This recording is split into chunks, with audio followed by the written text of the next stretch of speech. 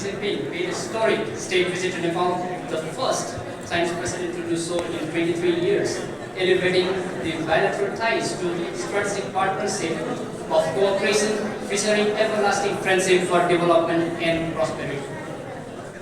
The first point of the joint statement made during his visit states that Nepal and China take BRI as an opportunity to jointly pursue common prosperity, one of feasibility study for the construction of cross-border railway, and develop connectivity via ports, roads, railways, aviation, and communication under the overarching framework of the Trans-Himalayan multidimensional connectivity network. The visit led to optimism about the extensive cooperation and development in China-Nepal relations. However, the implementation of many of those agreements has been delayed. After 7 years, in December 2024, Nepal and China finally signed the BRI framework agreement during the visit of Prime Minister K.P. Sharma Oli to Beijing. This has now paved the way for further negotiation on specific projects and funding modality for the actual implementation of projects.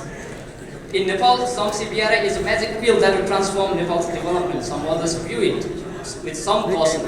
Therefore, we felt a need to study the matter and analyze the prospects and challenges of implementing BRI in Nepal.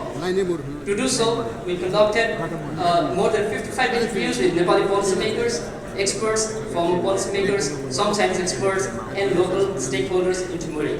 We also went for a 3-day field visit to the Timure-Keru border point to observe the current state of infrastructure and understand local perspectives. Besides, we conducted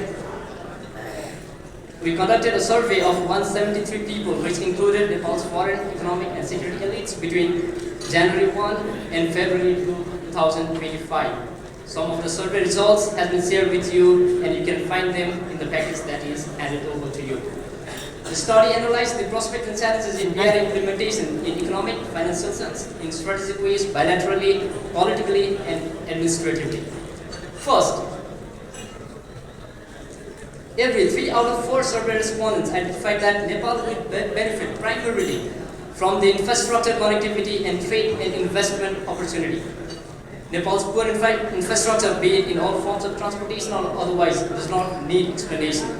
During our visit to Timure too, we are surprised to see the sorry state of the way linking Timure to Rasuagadi that barely qualifies as a road, let alone a highway to conduct international trade.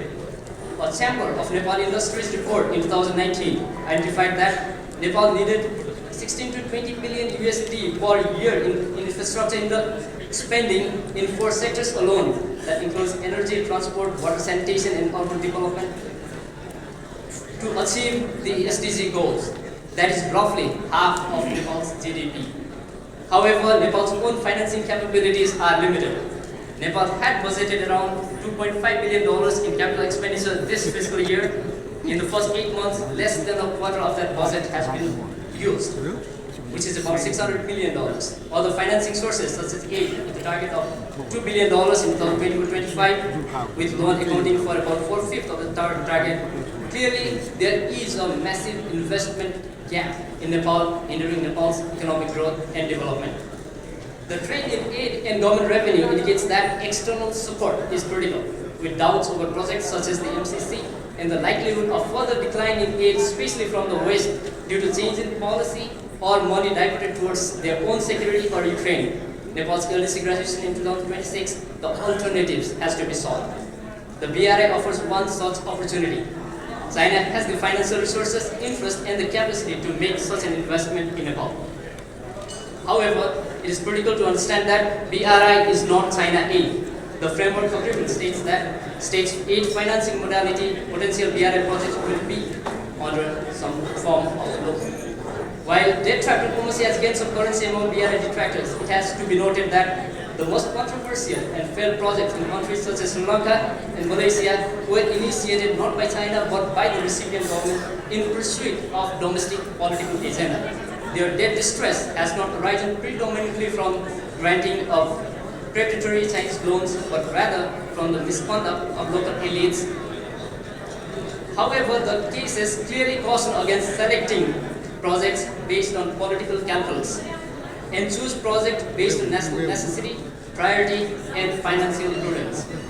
Even our survey shows that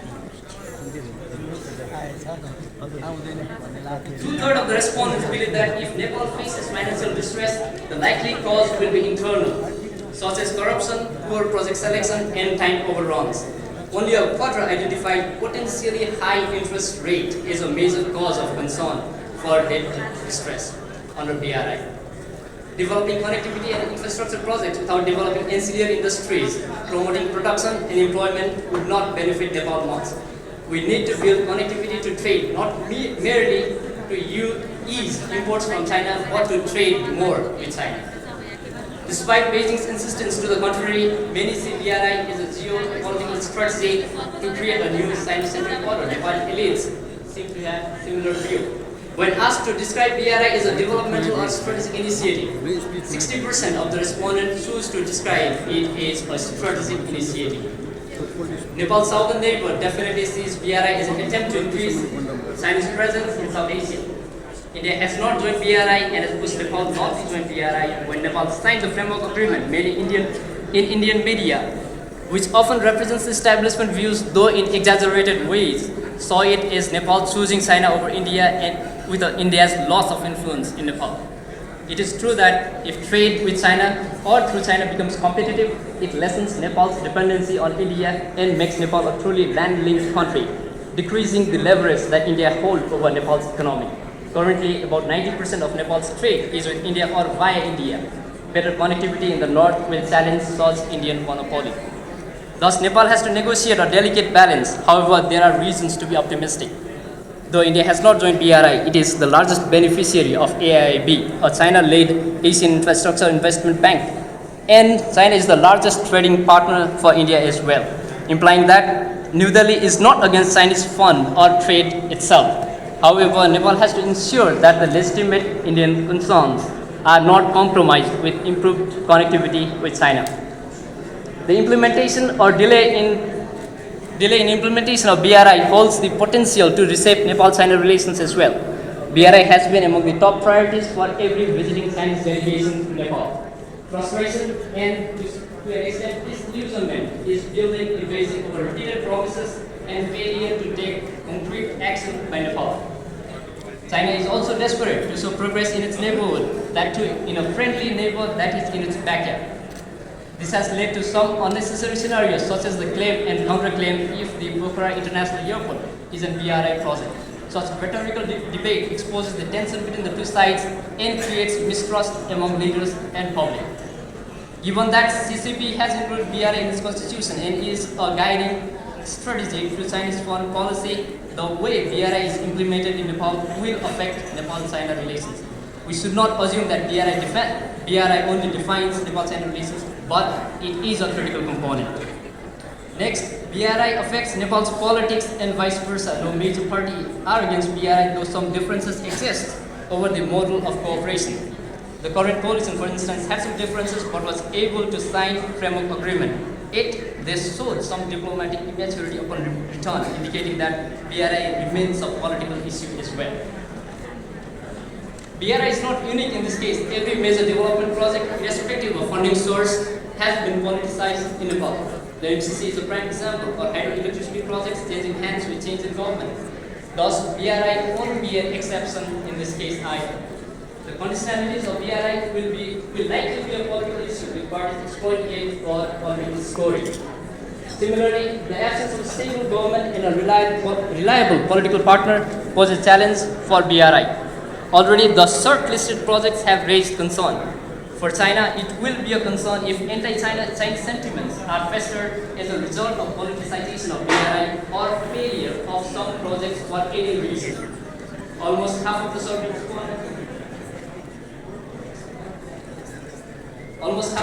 respondents identify the lack of consensus among political parties to be the most pressing challenge for BRI implementation. If BRI project succeeds, it would be seen as a success of Nepal. But if it fails, finger will also be pointed at Beijing as much as towards Nepal. Finally, a whopping 84% of respondents think that Nepal's preparation for BRI is insufficient. Not surprisingly, almost half of the respondents also believe that proper selection of projects, which is part of the preparation, and other forms of preparation is critical for successful implementation of BRI. However, Nepal's weak institutions and institutionalization are major issues. Nepal has a poor record of cost and time overruns in almost every major infrastructure project, with allegations of corruption being a common theme.